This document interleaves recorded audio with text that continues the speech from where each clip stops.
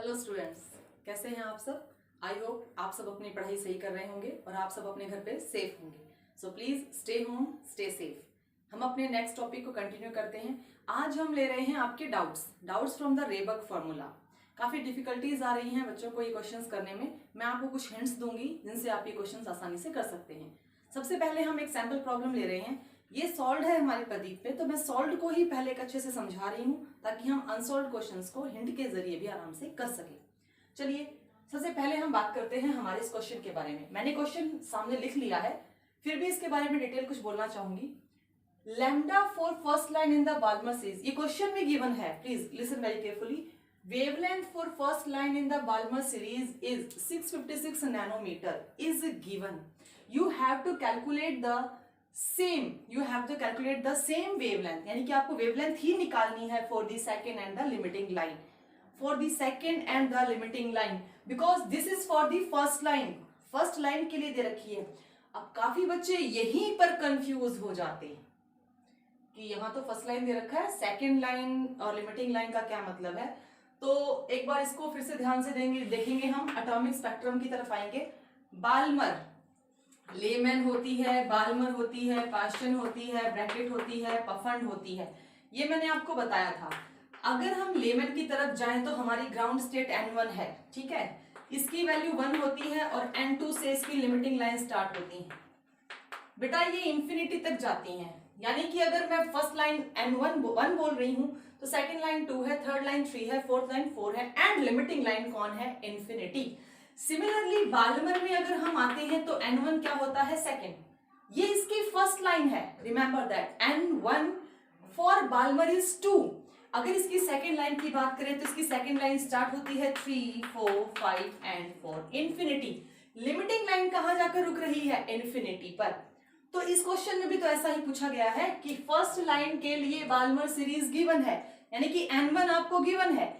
आप उसके लिए सेकेंड लाइन और लिमिटिंग लाइन कैलकुलेट कीजिए, राइट। जो वेवलेंथ है वो सेकेंड लाइन के लिए और लिमिटिंग लाइन के लिए कैलकुलेट कीजिए, यानी कि हमें λ1 मिला हुआ है।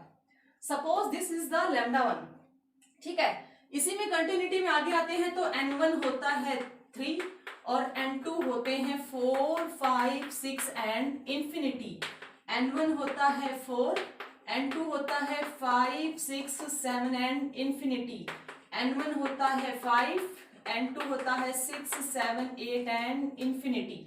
सभी के लिए लिमिटिंग लाइन जो है वो इंफिनिटी है। चलिए क्वेश्चन को सॉल्व करने की कोशिश करते हैं। हमारा रेबर्ग फॉर्मूला है nu bar is equal to R. देखिए मैंने 1/λ लिख दिया है और मैंने इस वेवलेंथ को क्या माना है? λ1।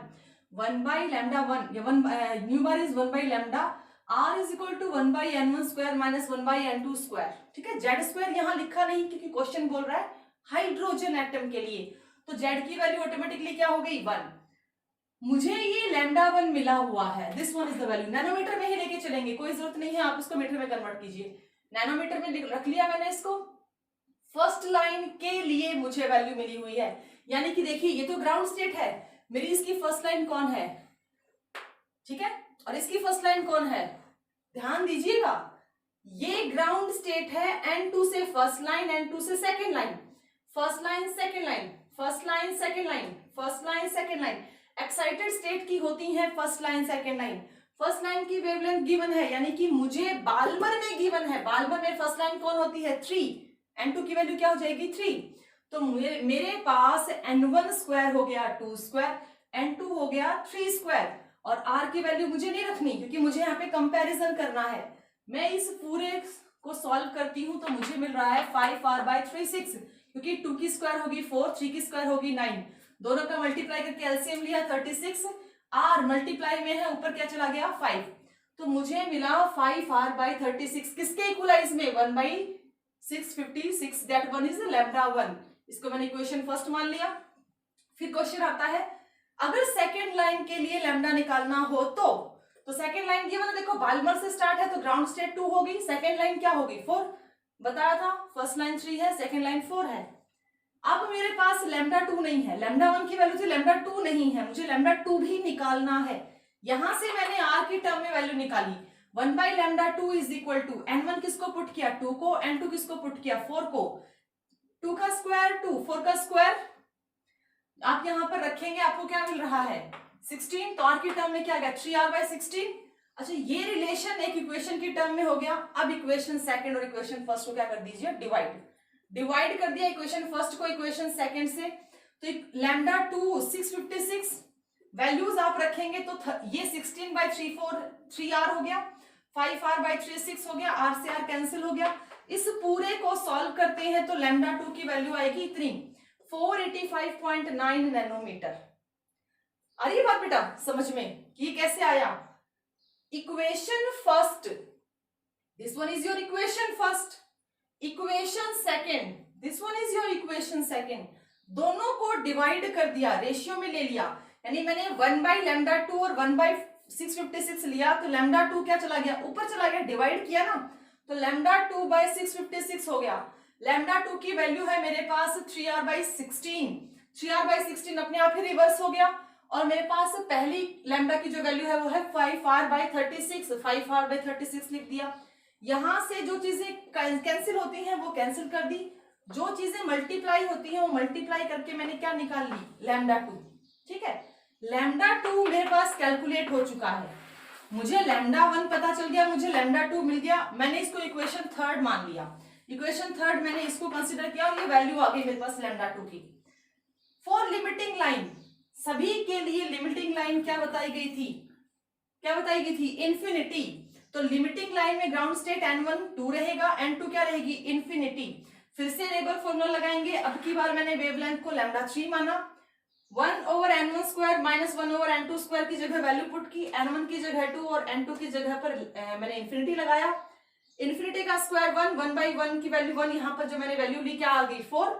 सॉल्व किया तो 1/λ3 हो गया r/4 के बराबर। इसको इक्वेशन नंबर 4 बना लिया मैंने।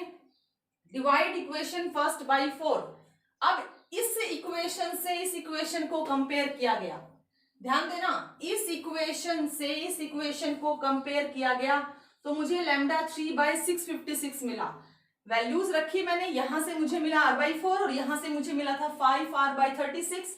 वैल्यूज रखने से r से r कैंसिल हो गया, वैल्यूज रखेंगे तो 20/36 मल्टीप्लाई किया और मुझे किसकी वैल्यू मिल गई, λ3 की। λ3 यानी कि वेवलेंथ फॉर लिमिटिंग लाइन, λ2 यानी कि वेवलेंथ फॉर सेकंड लाइन, λ1 यानी कि wavelength for first line. This one is your question. तो ये एक बहुत ही सिंपल है, बस कंपैरिजन का क्वेश्चन था। चलिए उसके बाद अब नेक्स्ट क्वेश्चन देखते हैं। नेक्स्ट क्वेश्चन में एक सॉल्व एग्जांपल है। यहाँ पर पूछा गया है कि वेवलेंथ बताइए किसकी, लिथियम आयन की, जिसके ट्रांजिशन के बीच में यानी कि बिटवीन टू ट्रांजिशन, जो ट्रांजिशंस का सम है वो 4 रहेगा और डिफरेंस है वो 2 रहेगा। ध्यान रखिएगा, ट्रांजिशन स्टेट्स का सम 4 और डिफरेंस 2 रहना चाहिए। ऐसे ट्रांजिशन के लिए आप वेवलेंथ कैलकुलेट कीजिए। पहले अकॉर्डिंग टू क्वेश्चन ही चलते हैं। ट्रांजिशन का मतलब क्या है, n1 और n2, ट्रांजिशन स्टेट तो यही है। तो हमने पहली स्टेटमेंट लिखी हुज सम इज 4, तो n1 + n2 = 4। ठीक है, ये हमारी पहली स्टेटमेंट होगी। तो कह रहा है डिफरेंस इज 2, तो n2 - n1 is 2 because we know that the transition level next हमेशा बड़ा ही होगा। तो हमने n2 - n1 किया तो उसका डिफरेंस क्या होगा, 2। अगर आप इन इक्वेशंस को सॉल्व करते हैं डिवाइड माइनस करके, माइनस प्लस माइनस, तो माइनस प्लस माइनस करने से n2 और n2 कैंसिल हो जाएंगे तो 2n1 मिल जाएगा। 2n1 से क्या वैल्यू मिली, 2। तो n1 की वैल्यू हमारे पास कितनी आई, 1। बेटा इसको अगर हम सॉल्व करते हैं बाय सब्ट्रैक्टिंग तो साइन चेंज हो गए, साइन चेंज हो गए तो ये दोनों प्लस के हो गए, दोनों माइनस के हो गए तो कैंसिल हो गए। अभी प्लस और माइनस दोनों कैंसिल हो गए, ये दोनों किसके हो गए, प्लस के हो गए। तो क्या मिला, 2n1, 2n1 कितना मिला, 2। तो n1 कितना हो गया, 2/2 = 1। तो n1 की वैल्यू कितनी आ गई, 1। ठीक है, अब इस n1 को आप किसी में भी पुट करके देख लीजिए। इस n1 को आप किसी भी दोनों इक्वेशंस में पुट करके देखेंगे।